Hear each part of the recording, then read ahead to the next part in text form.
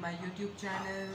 तो गाइस, जिस तरह आप लोगों को पता था कि हमारी सीरीज़ चल रही है पाकिस्तान और बांग्लादेश की, तो मैं डे 1 का तो रिव्यू नहीं बना पाया, पर डे 1 और डे 2 का दोनों का रिव्यू बनाएंगे।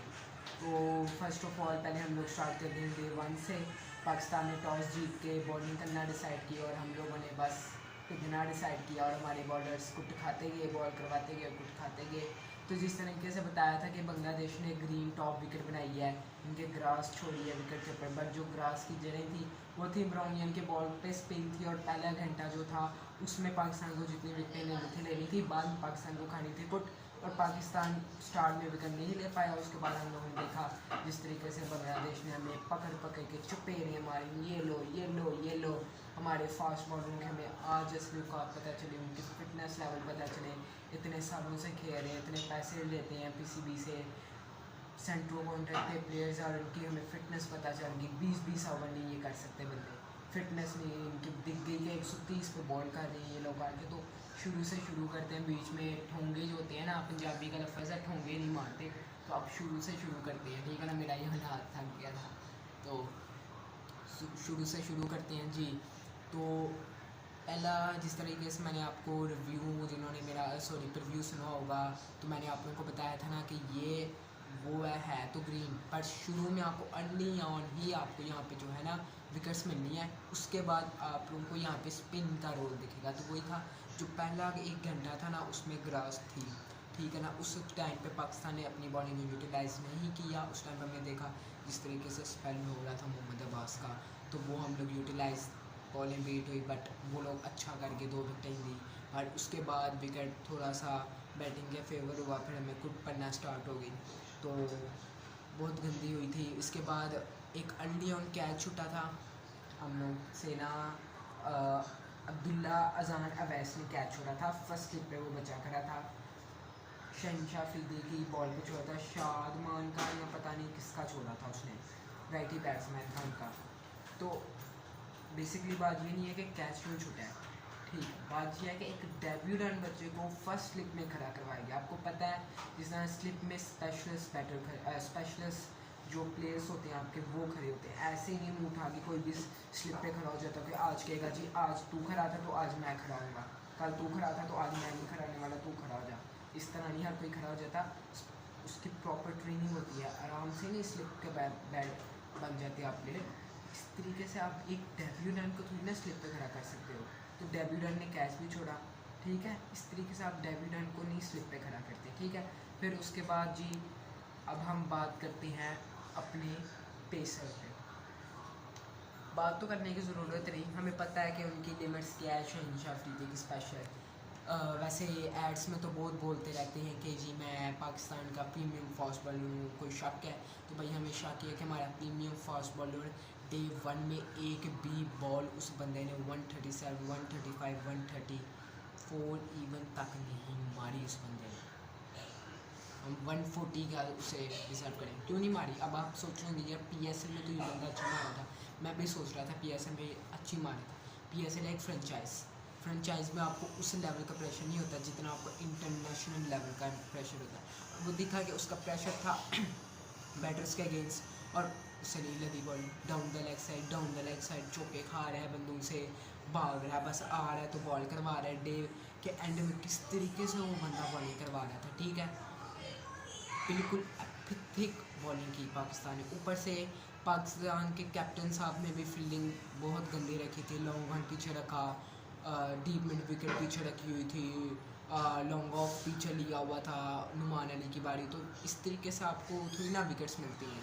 फिर तो आप पार्टनरशिप इजी सिंगल डबल्स ले रहे थे ना, आपने उनके लिए कोई ट्रैप फंसाया, कुछ भी नहीं आप लोगों ने किया। फिर उसके बाद नुमान अली ने उनके कप्तान शांतु की विकेट ली, तो उसमें वो अच्छा था। उसमें ये था कि उन्होंने वो शांतु जो था अर्ली ऑन आके उसको जो था अब्बास को आगे आके घेरा था, यानी कि अब्बास की वो बॉल स्विंग नहीं था उन्हें दे रहा।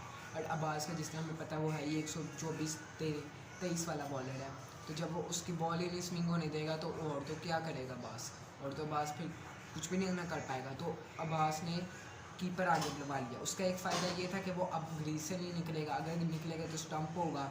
और अब ये था कि उससे बॉल स्विंग हो रही थी उसकी, यानी कि वो ओपनिंग था पा रहा, ठीक है ना। फिर दूसरी बार उससे ये भी नुकसान था कि जो down the leg side balls थी वो रिजवान के लिए पकड़ना मुश्किल थी, पर ये था कि अब्बास ने उसको विकेट ले ली।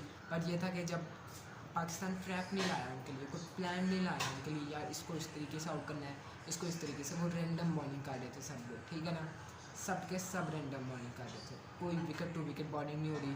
शहनशाह अफरीदी अगर बाउंसर लगा रहा है या शॉर्ट बॉल कर रहा है तो शॉर्ट लेग ही नहीं खड़ी, जो शॉर्ट लेग ही नहीं भाई खड़ी, तो अगर एक बैट्समैन गलती से हार्ड बैट से खेल दे तो उसके शॉर्ट लेग में कैच जाता है, तो आपकी शॉर्ट लेग ही नहीं खड़ी, फिर आप लोग पकड़ के खड़े हो जाएंगे जो हमारी शॉर्ट लेग ही नहीं खड़ी।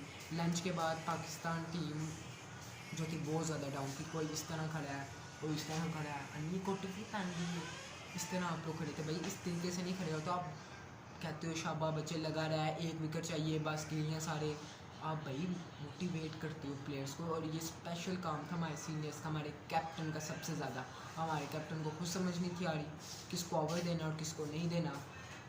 बार बार शहनशाह अफरीदी को लाया जा रहा था, जी आप आएँ जी हमारे मेन बॉलर हैं, भाई इस तरह के मेन बॉलर नहीं हमें चाहिए, आपसे अच्छा खुरम शहजाद बाहर बैठा हुआ है, अगर खुरम शहजाद को मिल जाता वो आपको निकाल के देता होगा किस तरीके से निकालना है, ठीक है। और ना ही हमारे किसी भी हसन अली इवन तक वो भी नहीं 140 मार पाया, ठीक है। और भाई साहब अब बंदा क्या कहें इनके बारे में, ठीक है। ऊपर से दो जिस तरह जब 400 हुआ है तो सबको यही था कि भाई अब नहीं होगा 400, ठीक है ना, डेब्यूटेंट थे हमारे पास, तो अब डे 2 स्टार्ट करते हैं जी। तो डे 2 स्टार्ट हुआ तो सबसे पहला ओवर करवाया गया हसन अली से, ओके। हसन अली ने अच्छी बॉलिंग की थी, ठीक है, एक विकेट मिली थी, पेस नहीं था अच्छी मार रहा, पर ओवरऑल वो अच्छी बॉलिंग की थी उसने, ठीक है ना। और सबसे अच्छी बॉलिंग डे 1 में अब्बास ने की थी, सेकंड नंबर पे हसन अली ने की थी, ओके, हसन अली की समझ आई। सेकंड ओवर शहनशाह अफरीदी को दिया गया जिसने अच्छी बॉलिंग नहीं की, उसने थोड़े से ले बॉल के साथ जिस तरीके से थोड़ा बहुत अंदर बाहर लाता है उसी के साथ उसने वही किया, ठीक है, जो जिसके लिए वो जाना जाता है, ठीक है, उसने वही सब कुछ किया है। आप लोगों ने नया बॉल लिया था डे एंड में, 2 से 3 ओवर हुए थे, अभी नए बॉल ने अपना कमाल दिखाना था, तो अब आप लोगों ने लिया था नया बॉल डे एंड में, ठीक है, 2-3 ओवर हुए थे, ठीक है। अब आप लोगों को क्या करना था उस टाइम पे, किससे ओवर करवाना था, अब्बास से करवाना था, हसन अली से करवाना था, अपने डे 1 के मेन बॉलरों से करवाना था जिन्होंने अच्छी बॉलिंग की थी, ठीक है। आपने ठाका जी आज अफरीदी साहब, अफरीदी ने कुछ भी नहीं किया, पंजा भी मारा उस बच्चे ने, अब्बास ने लगाया भी पंजा, ठीक है।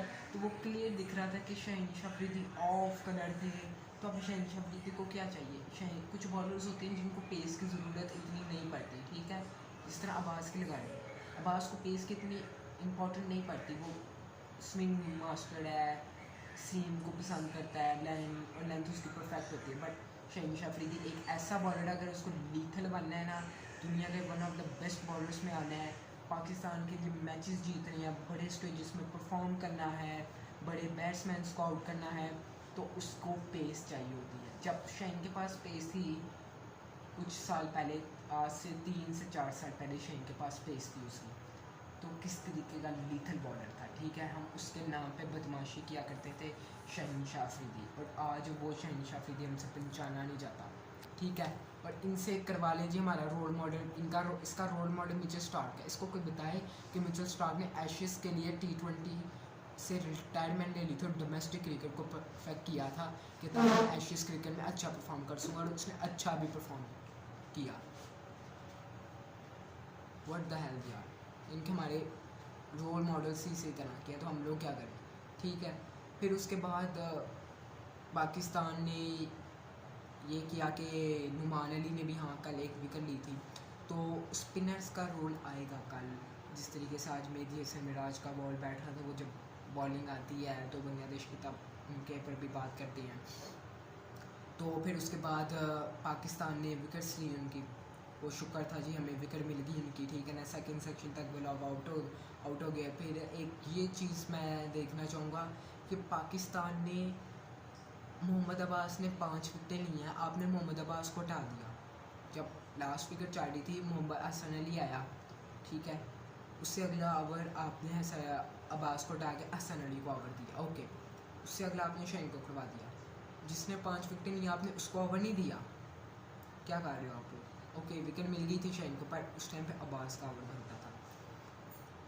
अब आप तो ये भी तो कह सकते हैं जी उसने एक बॉल मारा था मुस्फिकर का और अपनी सेलिब्रेशन वो ऐसे कर रहा था। भाई ये वो होता है कि पानी जब सर से गुजर जाए, वही था। वो रन कर गई हैं, क्या फ़ायदा था जब वो 400 आपको मार गई हैं।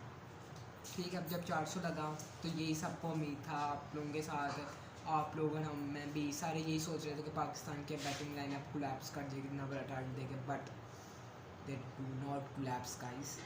उन्होंने पॉजिटिव इंटेंट से, जिस तरीके से इमाम ने भी पॉजिटिव दिखाया, इमाम के स्टार्ट में स्लिप्स में एज लगे थे, बट अच्छी बैटिंग की।